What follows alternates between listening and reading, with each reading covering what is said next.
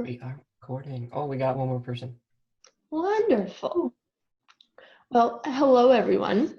Can everyone hear me okay? Thumbs up for hearing me. Jacob, can you hear me? I can hear you, yeah. Okay, perfect. Welcome to How Not to Fail First Year, or how to just be academically successful in first year. My name is Emma. I am a fifth year materials engineering student, so I have made it through first year.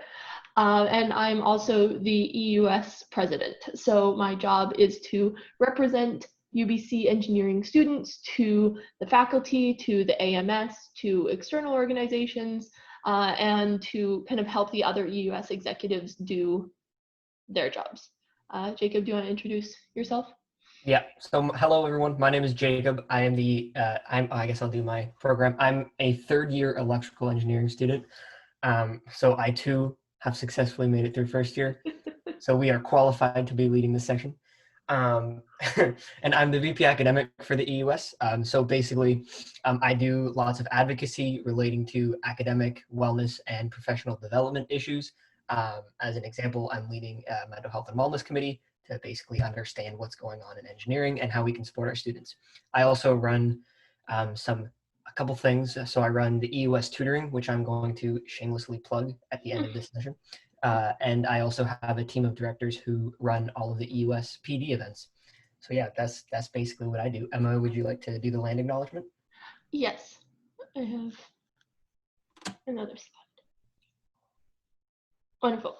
So yeah, so at the beginning of most UBC and EUS events, you'll hear someone do a land acknowledgement. So that is acknowledging that UBC's Vancouver campus is located on the traditional, ancestral, and unceded territory of the Musqueam people. We do this land acknowledgement to always remind ourselves of the environment in which we're living and learning, or if we're not at UBC Vancouver, which many of us aren't this year, to kind of take a second to acknowledge who are the traditional inhabitants of the space where we are living and learning. And I always kind of like to acknowledge as well that engineering work and governance work has been happening here for millennia, and that it is not unique to UBC, for us to kind of acknowledge the environment in which we are learning. Another word that we always see or often see in land acknowledgements is the unceded word, and that means that UBC's Vancouver campus was never formally given up by the Musqueam people to UBC.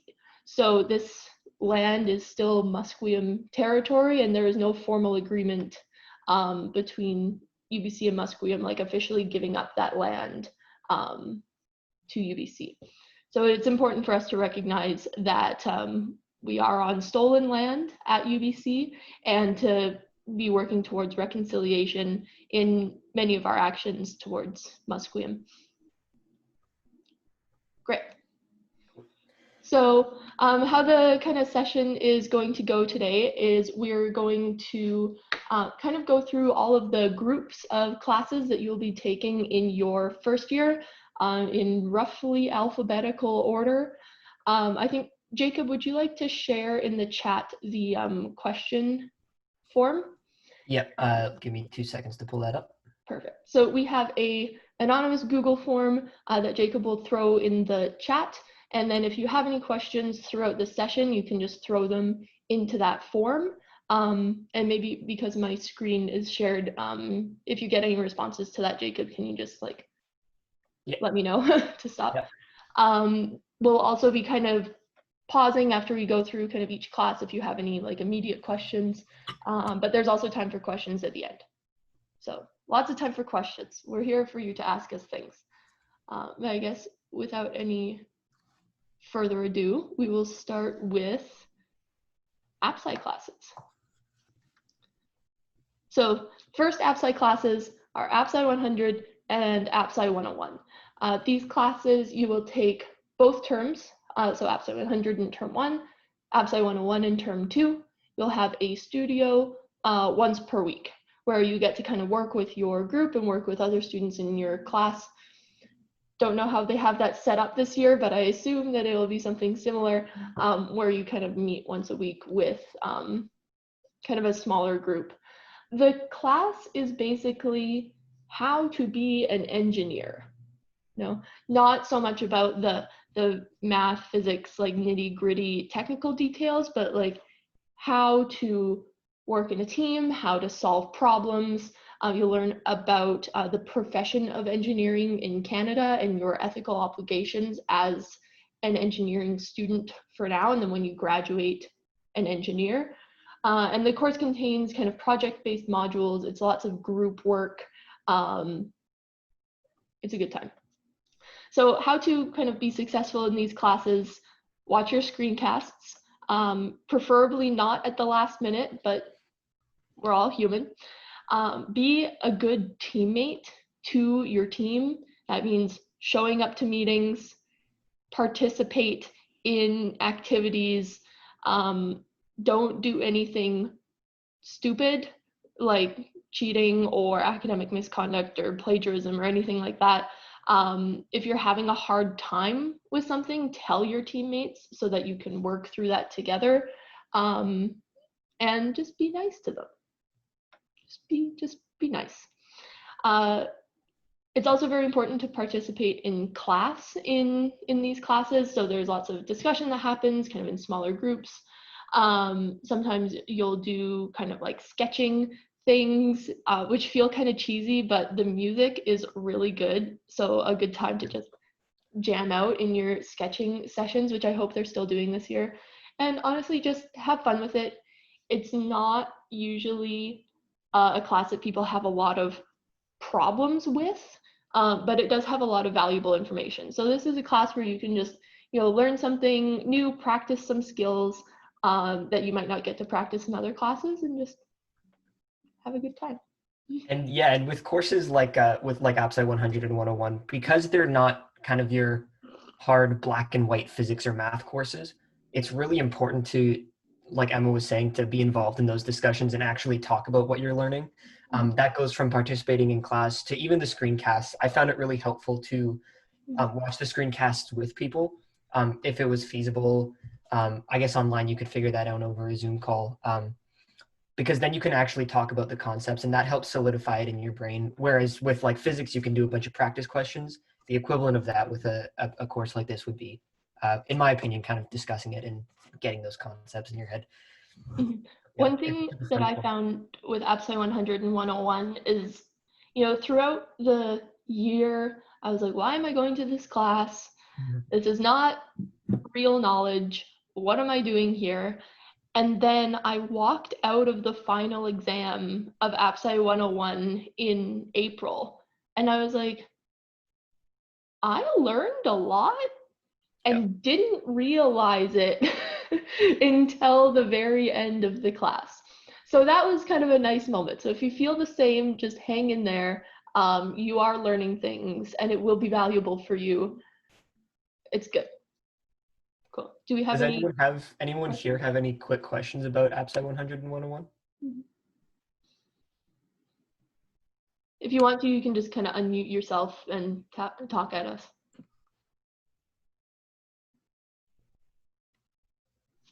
Seeing none. All right, we'll move on to chemistry, which is one of my favorite classes in first year. So the chemistry class that you will pretty much all take, some of you might take a slightly different class, but 95% of you will take Chem 154. This is your term 1 chemistry class. It is a lot of review from high school concepts, but if you didn't learn it in high school, that is okay also. There is a lab component to the class, and usually one midterm, unless they've changed things. But there's usually just one midterm. Tips and tricks for doing well or doing your best in Chem 154. Do your homework. I remember the homework assignments always took me a really long time to do. So give yourself lots of time to do them, but I did find them really valuable in helping me kind of understand the course content, and reminding me of things that I had maybe learned in grade 11 or 12 chemistry and had forgotten about, but are very useful to me now as a materials engineer. It was also very useful to go to class. So if I guess you're not going to class, but watch your lectures. If you're in a different time zone, try and review the lectures. My prof always did a bunch of really cool demos and stuff like that. So hopefully something like that will be possible in your lecture, because that just made the class very fun. And also periodic table. Just learn it, live it, love it. It's Good like friend. a good half the class is just facts about the periodic table and how that works and how it makes chemistry happen. So. And I found with the labs of this course, I guess, you won't be doing them with physical chemicals this year, but for me, what really helped is connecting the content of the labs to what we're actually learning in class, because it is an application. And so it gives you an opportunity to kind of like see the things happen in action. So I guess it would this year, I guess it's probably some virtual simulations, but you'll still get the idea. So that really helps solidify some of those concepts for me. Mhm. Looks like we got a question in the chat of how important is Stoic knowledge to the class. I would say it's not the most important, but it's pretty important. Yeah, you use Stoic. Yeah, we use it. It's not like the be all end all of the class, but stoichiometry is one of those things that you should probably just know anyway. It's kind of a what comes in must comes out kind of principle, which no matter what engineering you're in kind of carries through everything. So you should know how to do stoichiometry to do well in this course and to do well in future courses. I'm Yeah. in a third year materials engineering class right now, and my prof literally did a stoichiometry review with us an hour ago. So you got to know your stoic. Yeah. Cool. Great. Can I change slides? Oh, back. Your computer classes. Fun. So the computer class you take, and this was confusing to me in first year, that it wasn't called like ComSci or something like that, but your computer coding class is called AppSci 160. It is either in term 1 or term 2. I think there are options for both, and it's kind of an introduction to computer coding. So if you have never coded before, you can still do well in this class. I had like maybe written hello world in Python before coming to AppSci 160, and I did fine in the class. There's lots of opportunities to practice, lots of just kind of building your knowledge from the ground up. They don't expect you to know anything about computer coding before coming into AppSci 160. So very ground level entry, introduction to computer coding. There are also weekly labs or weekly-ish labs for AppSci 160 where you kind of have a pre-lab to do beforehand that kind of teaches you how to do the lab, and then you go in and do the lab. Not sure again what that looks like for you guys this year, but there will be some kind of practical component to the class where you actually do code things. Tips and tricks for being successful in AppSci 160. Coding is one of those things where it's just practice, practice, practice. You really learn by doing. So, do your pre-labs if you're interested and kind of jazzed about coding. Try and think of other things that you can just kind of do as personal projects or to kind of change up your lab exercise to maybe make them a bit more difficult or a bit more interesting. I also found it very useful to participate in class when taking AppSci 160. Just working with your peers or asking questions, or I think we had like in lecture questions and stuff like that. So participating in class definitely helped me kind of understand what was going on a bit more. And yeah, always ask questions, whether it's to your prof or to your peers or your TA or to the internet, all that kind of stuff. Yeah, I'll be honest. Before I came to engineering and took this course, I didn't even know like code was a thing. I was like, wait, what is this code you speak of? Um, I went to an art school, so it wasn't really talked about very much. But I also did fine in it as well. So yeah, like Emma was saying, you don't need to be an expert at coding to do well in this course. One thing I did really enjoy about AppSci 160 is that aside from the computer aspect, uh, learning to code really just teaches you to learn how to problem solve. Like some of the concepts I learned in AppSci 160, I use in my daily life, in my other engineering courses. Just the idea of breaking large problems into smaller ones and kind of working on those until they all fit into the bigger picture is something helpful all the time. So even if you aren't a big fan of coding, there still are wonderful lessons to be learned from it. We have a question in the chat of what resources would you recommend to do practice problems from for AppSci 100, AppSci 160, and Phys 157? Textbook/Canvas don't really have practice problems. I didn't find practice problems like a huge issue for AppSci 100 because there's just kind of like a lot of different things happening in the course, and there kind of isn't like standard problems that they'll ask you. It's a lot more like, tell us how you think this should happen. Which isn't really something you can do a practice problem for. For AppSci 160 and Phys 157, our profs would upload kind of past midterms or past final exams that you could work on to do kind of additional practice problems. Sometimes you'll also find just like stuff online. If you like look up past university thermo questions or something like that, you can definitely find stuff online. The good thing about AppSci 160, and I tell this to people who are interested in like CPen and computer stuff, is that people who know about computers like computers. So they put what they know about computers on the computers. So you can very easily go to forums and web pages and instructional videos and learn anything you want to know about computer coding. If you want to learn how to code in Java, someone on the internet can tell you how to code things in Java.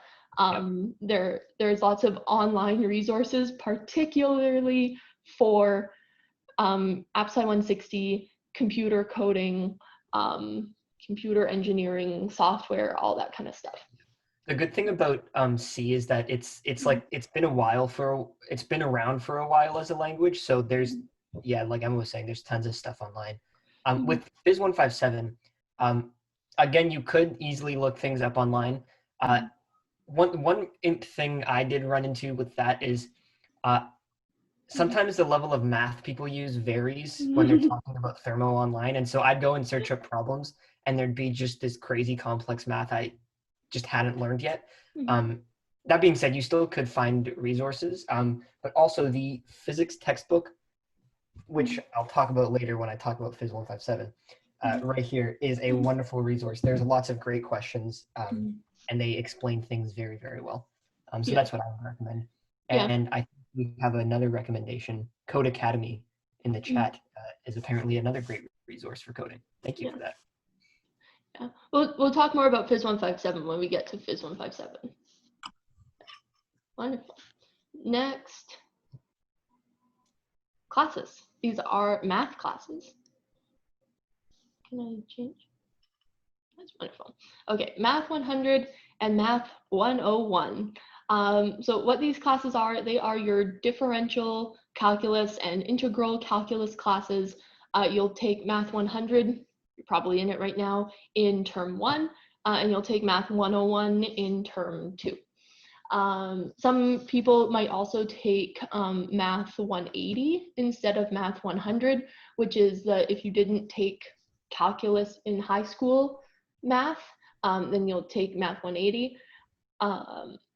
It's the same thing as Math 100, except you have a little bit of additional support from a TA or another kind of session with your prof to kind of help you work through practice problems and kind of get used to the world of calculus. Some people will also be in honors math, which is also the same thing, except more math. So if you're in honors math, good on you, and best of luck.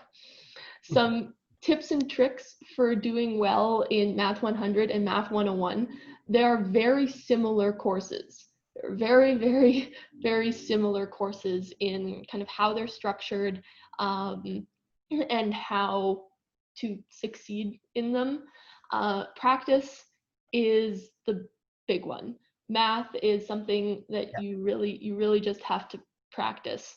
Do a whole bunch of derivatives, do a whole bunch of integrals, and over time you'll kind of get the hang of kind of the structure and patterns that you see in the kind of rhythm of doing the math, and it helps you become much kind of snappier and speedier at doing those derivatives and integrals when you get into kind of upper years, and they just kind of expect you to know what certain integrals are so you can kind of keep on top of future classes a bit better.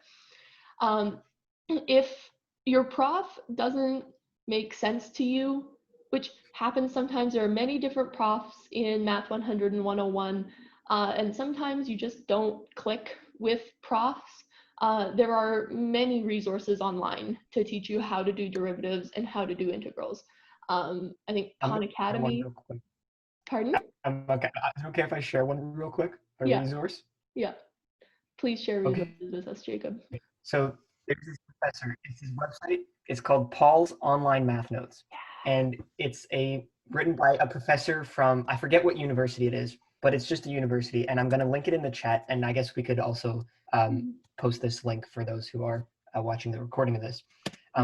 I still use this website for the math I'm learning now because it's so in depth. He goes through calculus 1, calc 2, like linear algebra. Calc 3, it's just calc explained 4. in pretty terms. Yeah. Everyone I know uses it. So that's a great resource. Yeah. In one of my second year math classes, our like assigned textbook for the class was Paul's Online Math Notes. So that is a really great resource and would highly recommend looking through. Maybe as your kind of first stop, if something in class is not working for you, just go see what Paul has to say about it, and start from there. There is the CLP, which is your online open textbook. So that's another great resource, I think, from the math department. Is it from the math department, Jacob? Yeah. The math department at UBC wrote the CLP textbooks. You will use them all the way up to second year math. They're really great, a great open educational resource. They have questions from like super easy ones just to get the concepts in your head to like insanely difficult questions. So it's wonderful. I see a question here about CLP, so we can answer that. The question is, can we see questions from the CLP on exams? So the CLP, because it was written by UBC math professors, it actually does contain questions from past exams. So in terms of styling, the questions you see on CLP are pretty similar to what you would see on an exam. And they actually, in the CLP, they like star the questions that have been on past exams. There's like a logo, a little symbol, I forget what it is, but it basically is just like, this is a question that was on an exam. So, practice it. But yeah, CLP was my first stop before Paul's notes for getting those good practice questions. And I'm just going to also plug this. The next thing on this list, another great resource for all of you is EUS tutoring. I'm going to talk about this later, but we're offering tutoring, and Math 100 and 101 are part of that tutoring. And it's a great resource. You'll be able to meet lots of students meet some upper years. It's a great time, but I'm going to plug that later, so I won't talk about it now.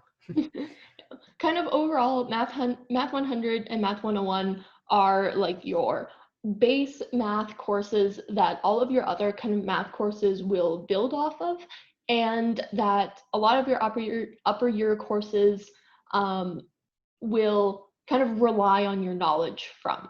So if you are going to kind of commit a couple extra minutes or a couple extra hours to doing any class, I would recommend working on your math, because it will make your life much easier in the long run to have those really solid kind of ground level differentiation and integral skills.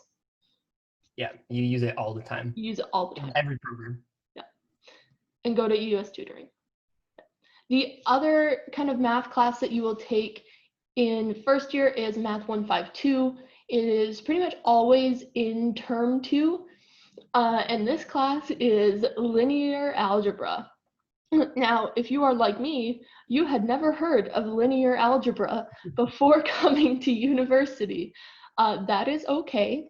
I still made it through the class, but it is definitely, it made it a lot easier for some people to have heard of linear algebra before starting the linear algebra class. The class also has some labs where you learn MATLAB.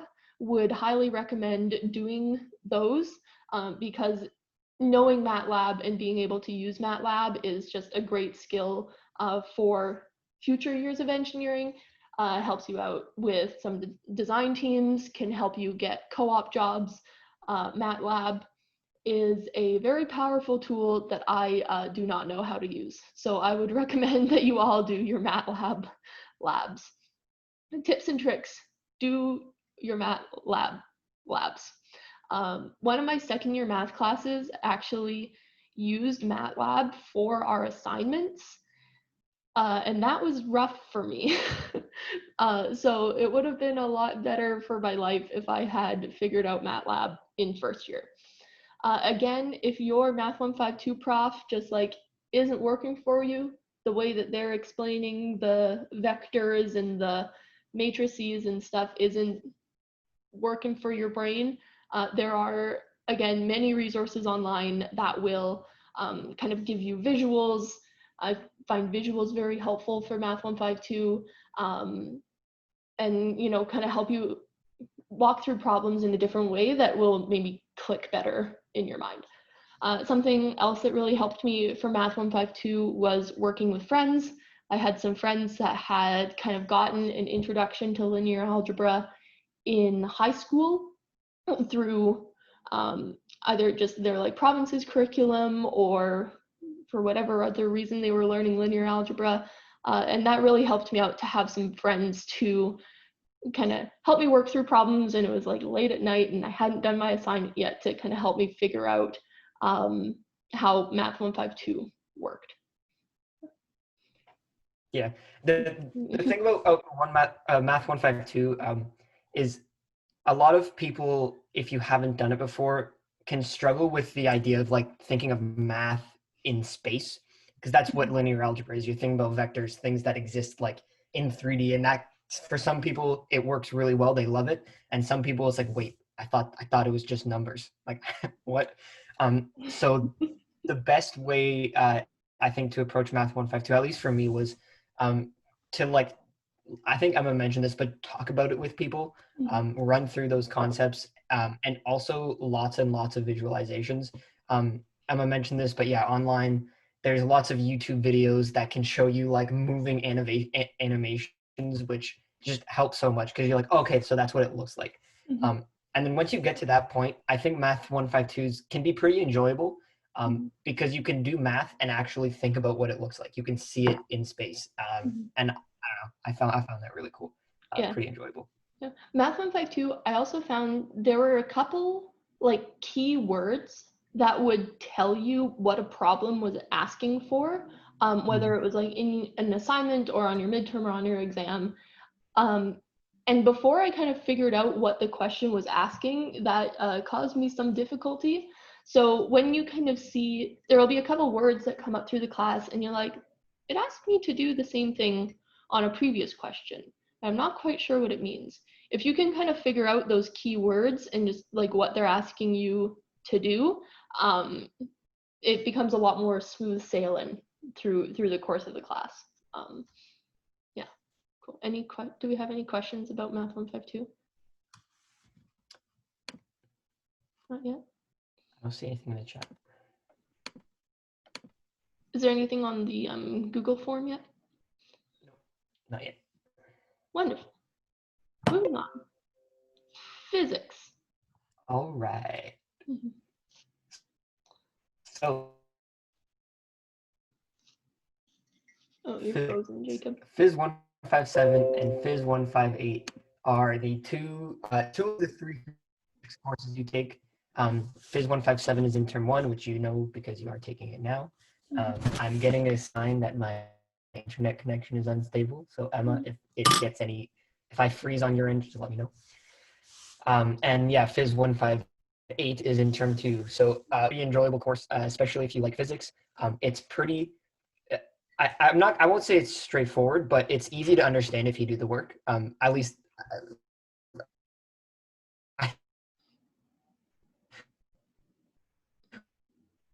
least what I found. Some people disagree with that. But if you're a physics person, the main topics are mechanics and thermodynamics. That rhymed. Sorry. So mechanics, you cover equilibrium and elasticity, work and energy. It starts off with a lot of high school review. It really builds off of the concepts you learn in your grade 12 physics, or whatever is equivalent to that where you're from. And then yeah, thermodynamics. I really enjoyed thermodynamics. You learn like first and second law of thermo. You learn about entropy, lots about like gas laws and stuff. So there is a bit of, if you liked chemistry as well, there's a bit of that in there. At least you can connect the concepts thinking about gases. And Phys 158 was one of my favorite courses. You learn basically the entire course is electromagnetics. The first bit of it is waves, but I think that's for like 2-3 weeks, and then the rest of the course is all electrodynamics. So you start off with like learning about current and electric potential and charges, and then you go into moving charges and what those do, and then you learn about magnetism. So magnetism and electricity separately, and then at the end they connect electricity and magnetism into electromagnetics. So like when currents make magnetic fields make currents. It's really cool. It's lots of fun. For tips and tricks for this course, the textbook is definitely your friend. I still have both of mine right here. I thought I would have to use them after, but I didn't. But I still have them. But yeah, do the readings in those textbooks. The authors of those books worded things really well. So if I was ever confused by what the professor was saying or what was happening in the course, I would go and just literally read through the textbook like it was a normal book and like make notes and all that stuff. It's super, super helpful. And also do the questions in the textbooks. They have these like example questions where they actually solve the question for you and explain what they're doing. And I found those really good if you're struggling with the concepts, because it kind of gives you like a starting place and just super easy questions to get under your belt. And then, yeah, they have a ton of questions at the end of each chapter that range from like easy to super hard. Just do them if you need them. I think they're separated by topic, so you can kind of pick out the ones from topics that you're struggling with. Yeah, that's great. Those are my tips for the course. The textbook enough to prepare for the midterm. I think. Yes. Yeah, I would say so. I mean, if your professor releases past midterms, like definitely do those as well, because it gives you a good sense of what the next midterm will look like and kind of prepares you for the level of challenge. But yeah, I'd say the textbook is pretty good for prepping you for the midterms. Yeah. I will, I'll tell you all a story that will make you feel better about Phys 157 and just hopefully first year in general. So Phys 157 was like the first midterm in my first year.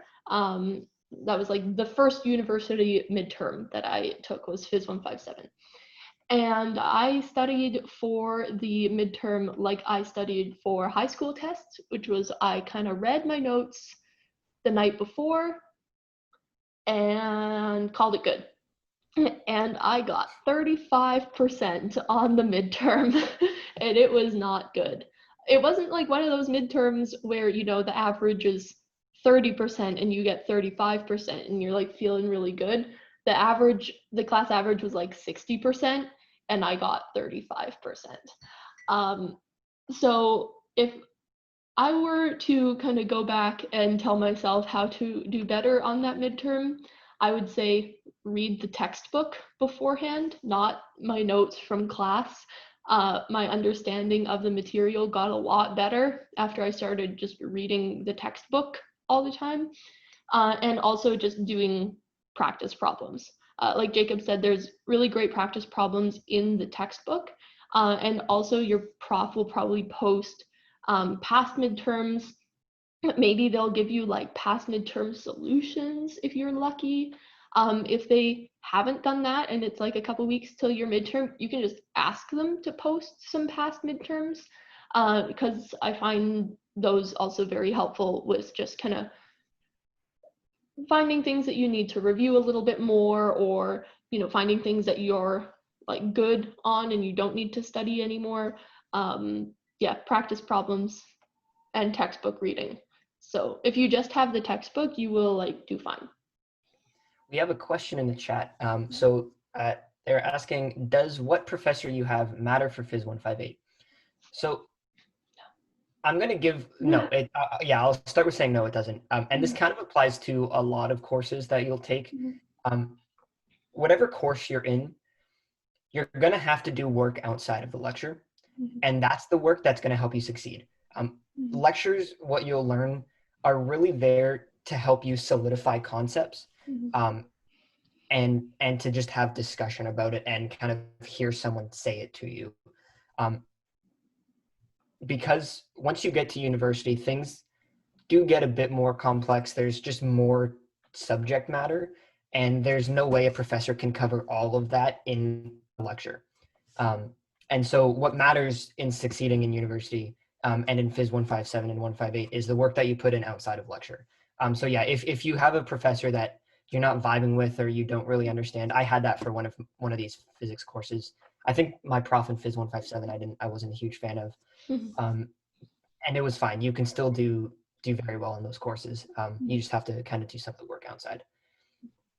Yeah, and that's also kind of where it's very helpful to like chat with people who are in different lectures than you. So there's probably more than one kind of section of each class, and there will be different profs that teach each class.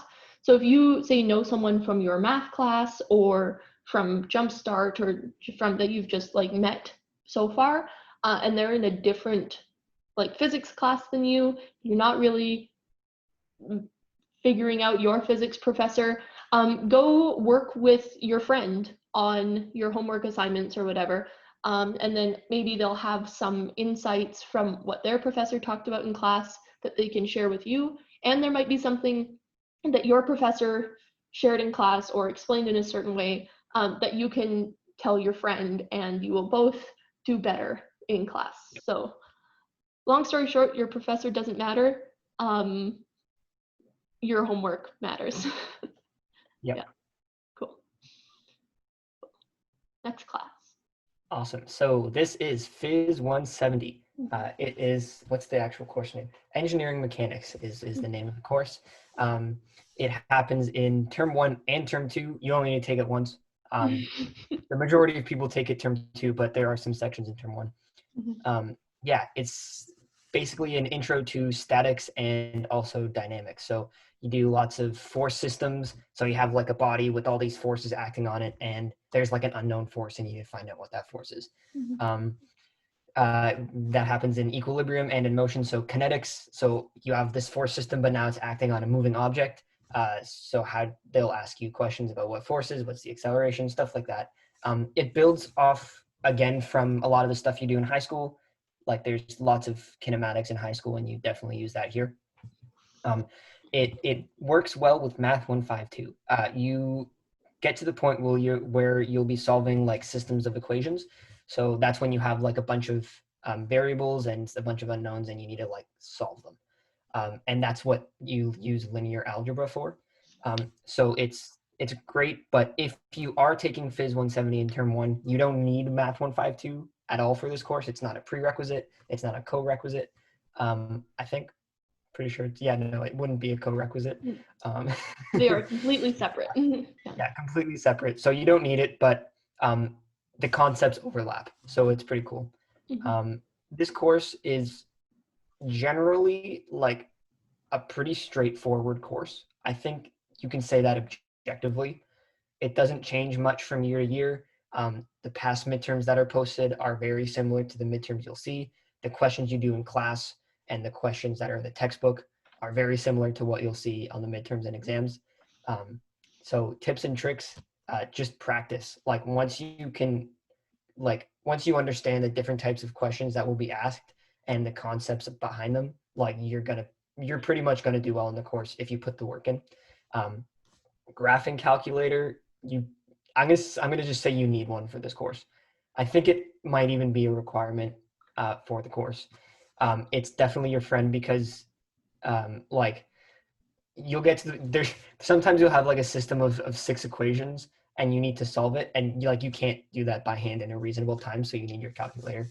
And it's pretty cool getting a I think they're limited to 3 equations, aren't they? Just X, Y, Z for Phys 157? Probably. Although there might, I don't remember. I also don't remember the biggest number of systems I had, but they are big numbers, so you want a calculator for that. Yeah. You definitely want a graphing calculator.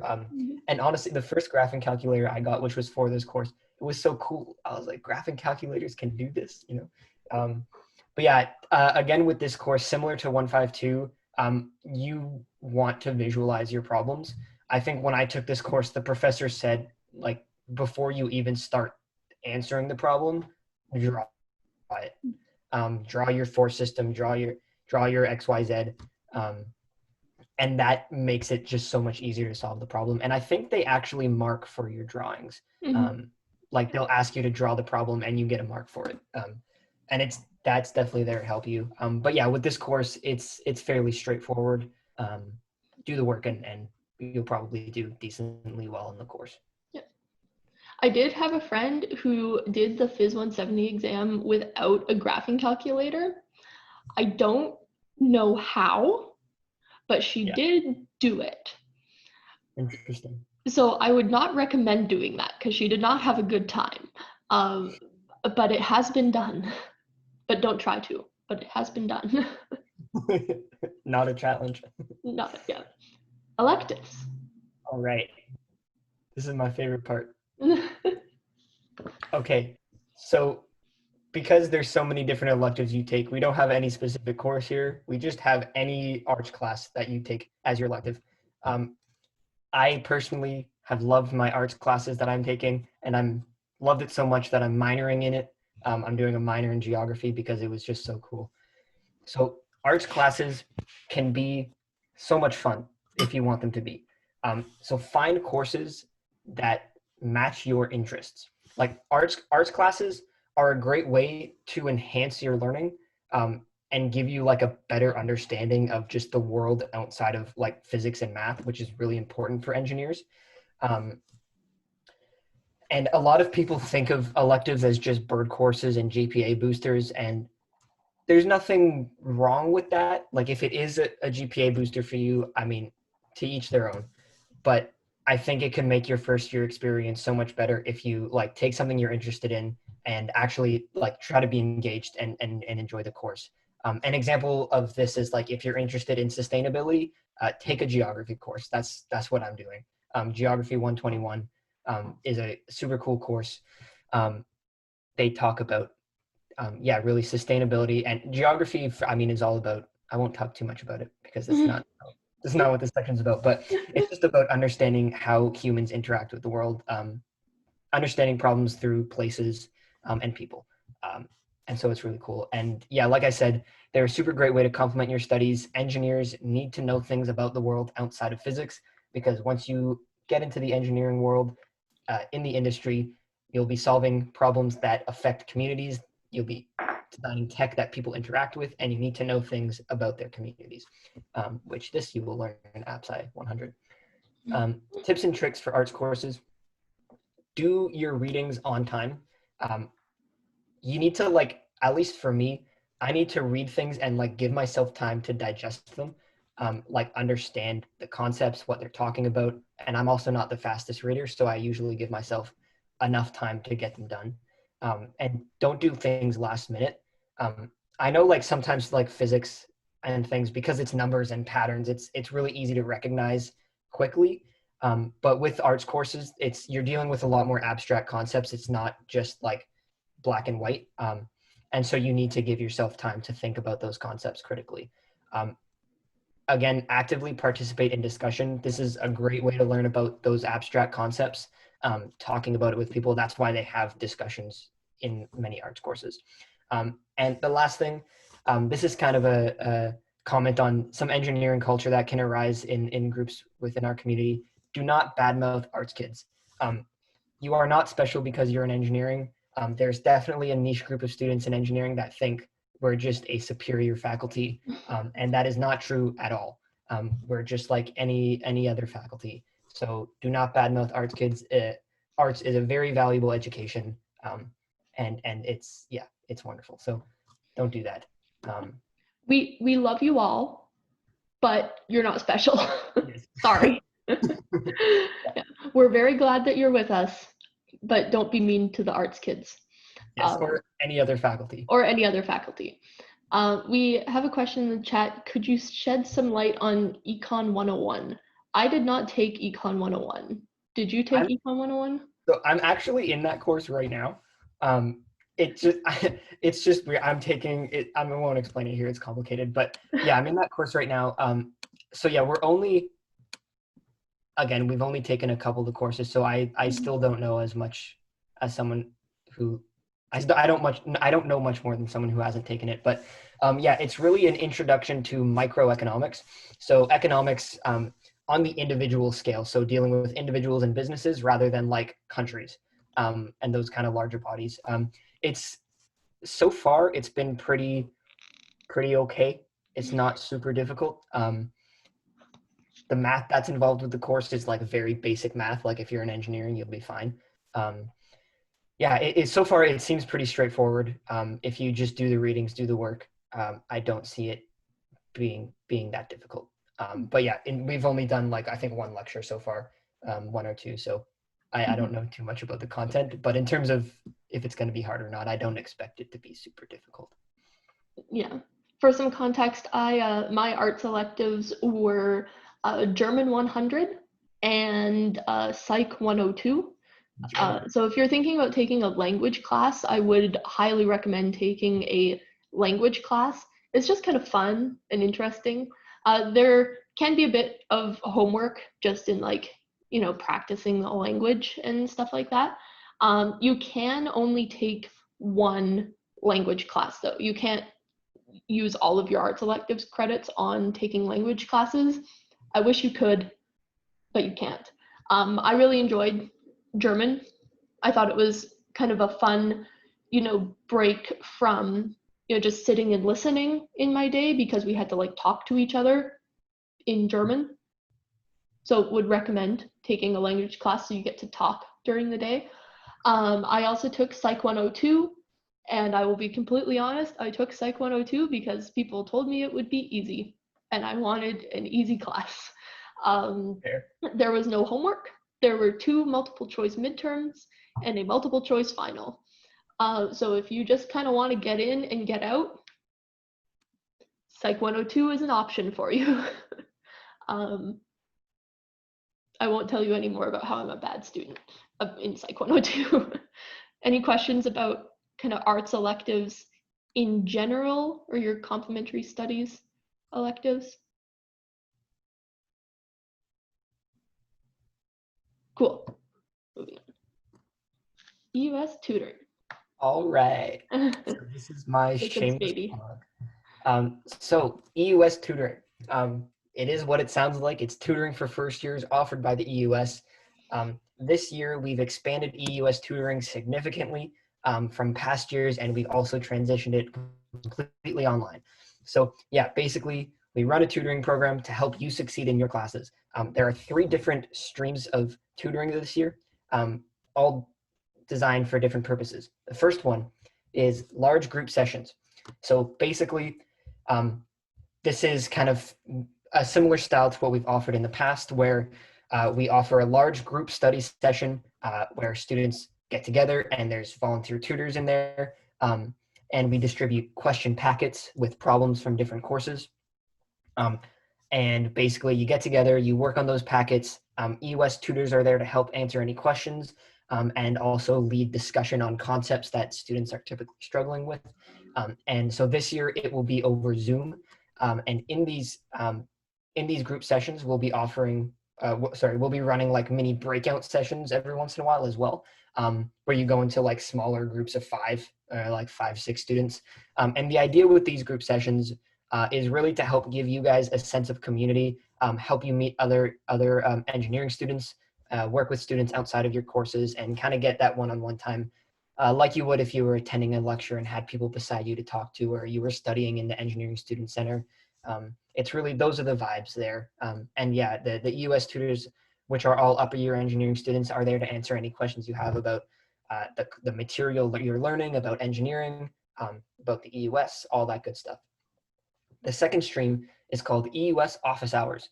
So basically, we're going to have tutors available throughout the week that you can book like one-on-one appointments with, or if you're a small group of students, you can book a group appointment with them.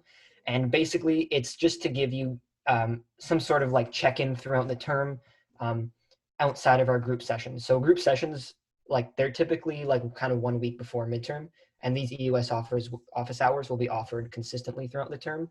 So yeah, it's just to help you stay on track and help you work through concepts in real time. And then the last stream is paid tutoring. So it's your traditional one-on-one tutoring where you book an appointment with a tutor and they help you run through concepts. It's similar to EUS office hours, but a larger commitment. And it's also, you have to pay for it. It's not free, unfortunately, because of that extra commitment needed by our tutors. So yeah, it's great if you need help outside of volunteer tutoring. If you're really having trouble understanding concepts and working through things, you can book one of these appointments. You can book as many as you like. And our tutors go through training through the AMS, and it's super great. Both the second and third streams are new for this year. And I believe the cost is $15 an hour, something like that. That's kind of the lowest we could get it. The office hours are free though. Yes, the EUS office hours and group sessions are completely free, and then the paid tutoring is you have to pay. But yeah, so that's EUS tutoring. It's super great. Come out to it. It's a great way to meet people, meet upper years, meet students in your own year. It's wonderful. We do have one question in our form that I will answer. It's about AppSci 160 and 100. Are there past midterms or finals for AppSci 160 and AppSci 100 as well? And what should we expect for the AppSci 100 final?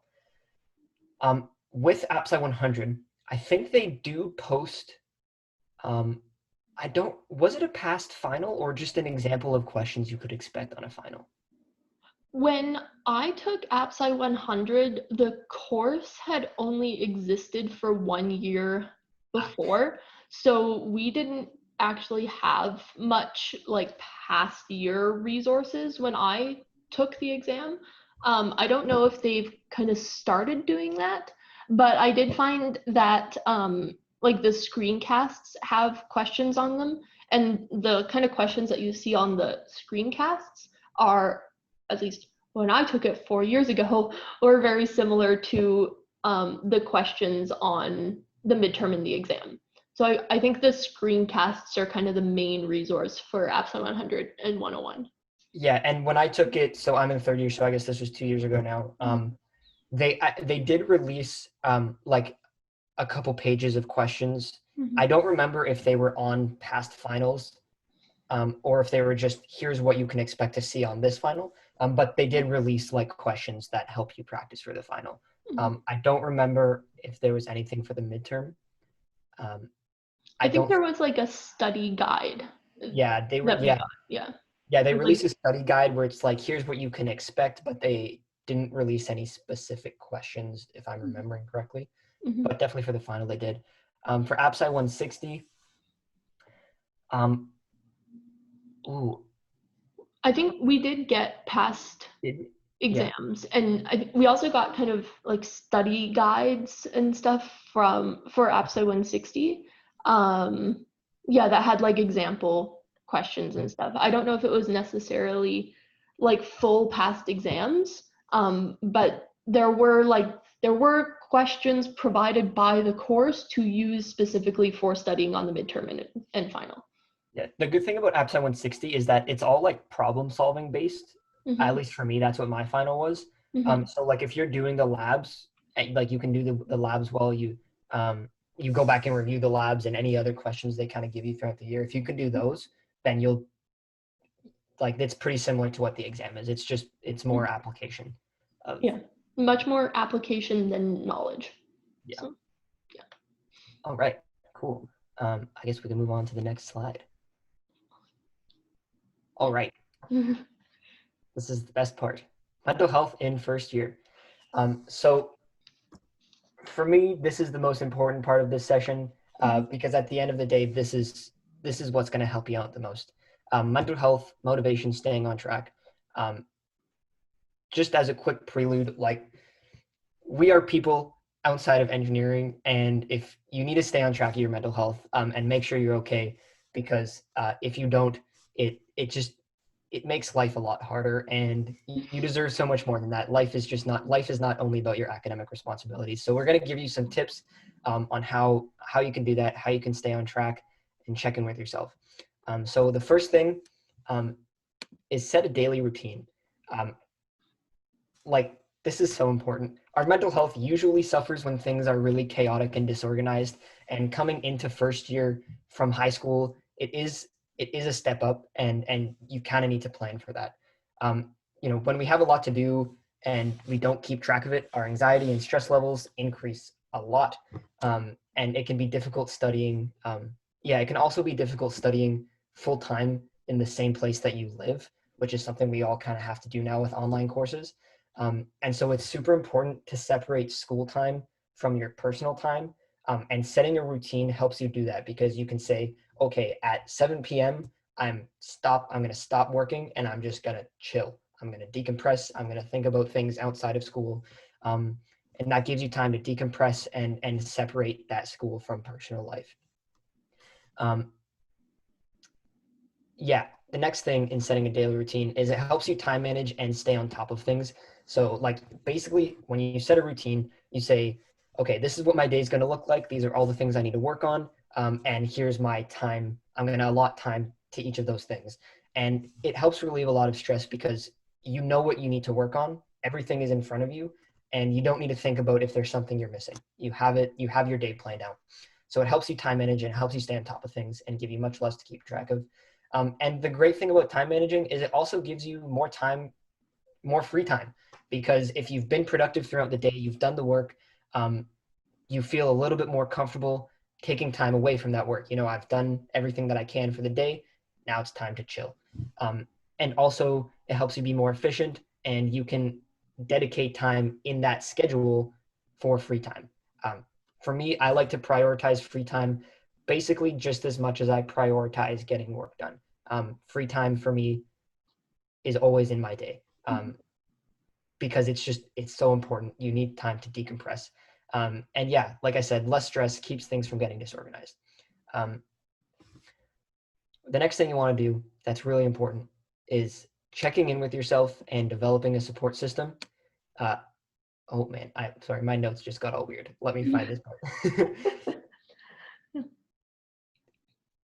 Here we go. Okay, yeah. So checking in with yourself, what does that mean? So basically asking yourself, how you're feeling, what's bothering you, is there anything that's stressing you out, and also what's working well, What are things that kind of boost your mental health? And basically what this does is it helps you understand what's going on in your life. And it allows you to kind of tailor some of your self-care specifically to the things that are bothering you. Once you know what's going wrong or what's upsetting you, that's like the hardest part. You can then, sorry, I got a notification. You can then kind of, it's just about solving the problem. How can I fix this thing? And the other thing that's really important is having a network to support you, whether that be friends, family, a therapist, whatever you need, do it. Get it. Have people who can check in on you as well, people you can talk to about things. That's very, very important, especially going into first year. All right, I think we can go to the next slide.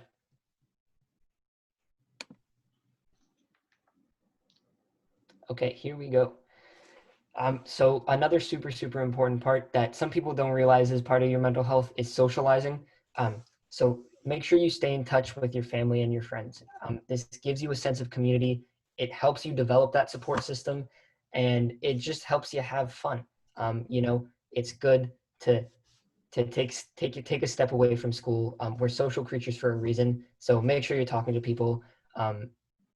That's really it. You got to have that community and have fun.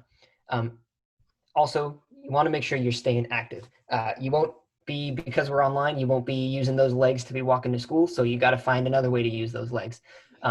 Make it part of your daily routine. There's like so many health benefits that you can search up, but reduced short-term anxiety and stress, improved thinking, improved learning and judgment, and better sleep. Those things all sound pretty great to me. So make sure you're getting active, especially being in quarantine. We're kind of all in our houses right now. So make sure you're getting out and working those legs. Yeah, and on staying active as well, like, everyone likes to stay active in a different way. So, if you don't like running, that is okay. There are many different ways to stay active. So whether it's doing yoga or dancing, or maybe it is running or cycling, just doing something where you get to move around. If you are a gym person, cool. If you're not a gym person, also cool. But I did find it really important to kind of find a form of activity that worked for me in first year. And then committing to doing that on a regular basis definitely helped me a lot. Yeah, physical activity could even be literally just going outside for a 5-minute walk. I do that every once in a while when I need to get outside and breathe some fresh air. Anything to get you up and moving. Wonderful. All right. Okay, so this is kind of tailored to, well, you need this in university in general, but also specifically being online. This is a huge issue. Take time to yourself away from the screen. This is so important. Everything we're doing now is through our computer. Socializing is through our computer, unless you're living with people. Work is through your computer. Learning is through your computer. So it's very important to give yourself time to decompress and step away from your academic responsibilities. They should not take over your life, and you are not defined by those academic responsibilities. We are all people outside of university, and we need to remember that. Also, stress is okay. It helps keep us on track, but too much stress is very unhealthy, especially if it's long lasting. This is literally, it's medically proven. Unchecked stress can lead to health problems, and stress symptoms can affect your body, your feelings, your behavior if you leave them unchecked. So it's important to manage that stress, and we do this by taking time away from our responsibilities to connect with the person we are outside of those responsibilities. We are all humans growing and experiencing life. Make sure you save time for that. I cannot explain how important this is, especially in first year. When I was in first year, I had a dream program I wanted to get into. I was like my entire life was school and academics, and I burnt out real fast. It gets to you. So don't let those define your self-worth. And also, if you do find that, you are getting very stressed and it is, affecting your mental health, your physical health, your behavior, please reach out Yes. to your friends, to your family, to a resource on campus. There are many different bodies and groups of people who are out there willing to help you. Everyone gets stressed. Everyone has a hard time. First year is rough for everyone in the best of years. So this year, I can, not to be a downer, but I can guarantee you will have at least one rough patch this year where you do need to reach out to someone, and that is okay.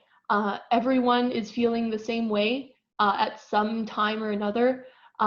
So please reach out to someone, whether it is a friend, whether it's like an AMS resource, whether it's academic advising. There are people at the university willing to help you. If you don't know where to start with the EUS. Tell us about your problem. You can send us an email to voice@ubcengineers.ca, and we'll try and get you in touch with the right people to help you live your best life as a first-year engineering student. Yes, I love all of that. Yeah. One thing that, I, from personal experience, that I did a lot is when I'd be super stressed out, I used to have the mindset that, like, I need to solve all of my problems and I'm the only one who's going to solve them. And like Emma said, sometimes you need to reach out to people to get a third perspective on what you're going through, to help you talk through them. Like, you don't need to be the only person who knows about your problems. So yeah, make sure you're doing that. It's very, very important. From personal experience, I've gone to UBC counseling before because I was burnt out and I needed someone to help me get back on track, and it was great. It was like a 45-minute session where you just vent about everything, and they help you get some action items to get you on your path forward. So whatever you need, get it. You need to be an advocate for yourself. So get that help if you need it. Cannot stress. We could rant for 20 minutes about this. We just want to help you. We want you to be happy. So whatever you need to do to be happy, do it. Yep. Yeah. Got it. Wonderful. All right. So I think we only have one other person here. So if you'd like to ask a question, you can do it. And for everyone else who is watching this on a recording, we have a link that is in the post that you found this recording. And you can go to that link and ask us questions. We can reply to you on email or reply to you in an FAQ if you'd rather not, if you'd rather keep it personal or not identify yourself. That's completely okay. And yeah, we will try to get back to as many of those questions as we can. And like Emma said, you can also email us at voice@ubcengineers.ca. That's an email that goes out to all the executives of the EUS, and whoever's category, whatever executive that question falls under, they will get back to you. Great. Oh, we have a chat. Well, thank you for the presentation. You're welcome for the presentation. We are here to help you anytime. Well, if that is, it's kind of taken us to the end of our content. So thank you all for joining us, or thank you for watching the recording later. I hope you have a great first year. I hope you're having a good time at school already, and have a great day. And we'll see you at EUS tutoring. We'll see you at EUS tutoring. Awesome. All right. Well, bye, Emma. Good to see you. Bye, Jacob. Good to see you too. Bye, everyone else.